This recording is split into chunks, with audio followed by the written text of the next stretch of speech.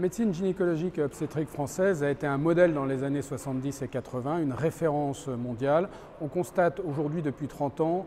qu'on est plutôt au milieu du gué. On a de moins en moins de naissances, on était à 830 000 il y a 10 ans, on est aujourd'hui à 770 000 et on a des résultats sanitaires en matière de mortinatalité, en matière de mortalité néonatale qui sont au 15e rang de l'Union européenne, donc plutôt des résultats sanitaires qui sont moyens. On a profondément restructuré l'offre des maternités avec les décrets de 1998 qui ont conduit à 3 catégories de maternités et qui ont fait passer le nombre de maternités de plus de 1300 à aujourd'hui à peu près 500.